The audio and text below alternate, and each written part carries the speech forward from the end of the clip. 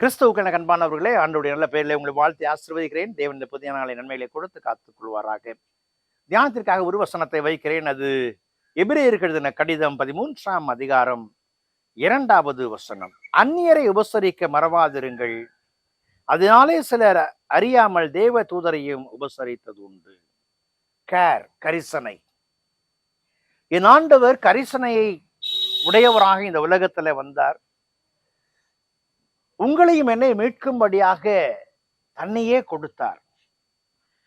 இங்கே வேதத்துல வாசிக்கும் பொழுது என் வாழ்க்கையிலே, நம் வாழ்க்கையில மற்ற மக்களை உபசரிக்க வேண்டும். இன்றைக்கும் நாம் பார்ப்போம் என்று சொன்னால், அநேக தொண்டு நிறுவனங்கள் மற்றவர்கள் மேல் கரிசனையோடு கூட பல மீட்டெடுப்பு செயல்களை செய்கிறார்கள். சிலர் பிள்ளைகளை படிக்க வைக்கிறார்கள், சிலர் மருத்துவத்துறையிலே தங்களை அர்ப்பணித்து நிறைவுகளை காண்பிக்கிறார்கள், ஆதரவற்ற மக்களை போஷிக்கிறார்கள். எண்ணற்ற நிலைகளிலே இறைவன் தந்த கிருபைகளை பயன்படுத்தி கரிசனையோடு கூட ஒவ்வொரு காரியத்தையும் செய்கிறார்கள். நம்முடைய திருச்சபையும் கூட அப்படியாய் பல ஏழை மக்களுக்கு உதவுவதில், பிள்ளைகளை படிக்க வைப்பதில் தன்னுடைய பங்களிப்பை பல திருச்சபைகள் செய்து வருகின்றன. ஏனென்று சொன்னால், என் ஆண்டவர் கரிசனையை காண்பித்தார்.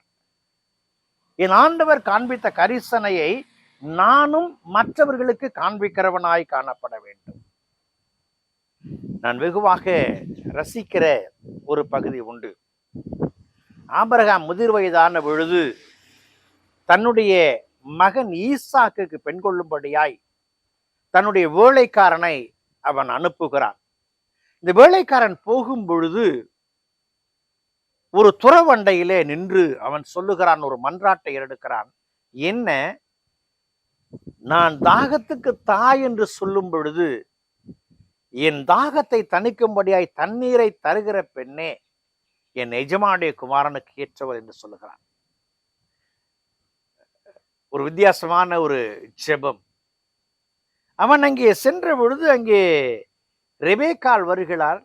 அவளிடத்துல அவன் சொல்லுகிறான், தாகத்துக்கு குடிக்க தண்ணீர் தா என்று சொல்லி அவள் கொண்டு வந்து அவனுக்கு தண்ணீர் கொடுத்து அடுத்த வார்த்தை சொல்லுகிறாள், உம்முடைய ஒட்டகங்களுக்கும் நான் கொண்டு வந்து வார்ப்பேன் என்று சொல்லி. பாருங்கள், இவனுக்கு தண்ணீர் தந்தவள் அவனுடைய ஒட்டகங்களுக்கும் துறவில இருந்து தண்ணீரை கொண்டு வந்து கொண்டிருக்கிறாள்.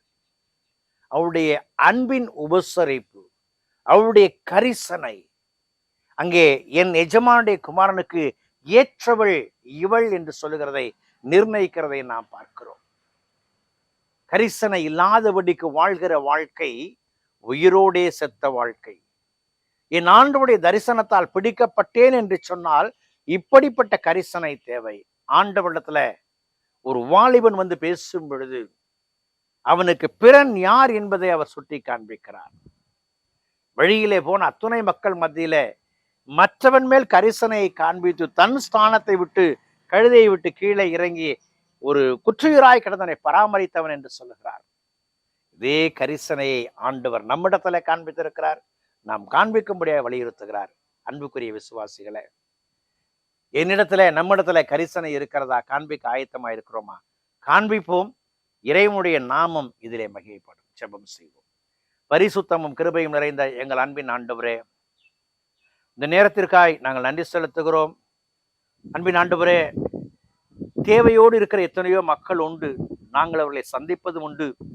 அவர்களை பார்க்கும் பொழுது அவருடைய தேவையை உணர்ந்து கரிசனை கண்கொண்டு அவர்களை ஆற்றவும் தேற்றவும், அவளுக்கு உதவி செய்யவும், அவளை பலப்படுத்தவும் எங்களுக்கு கிருபை பாராட்டும் சாமி.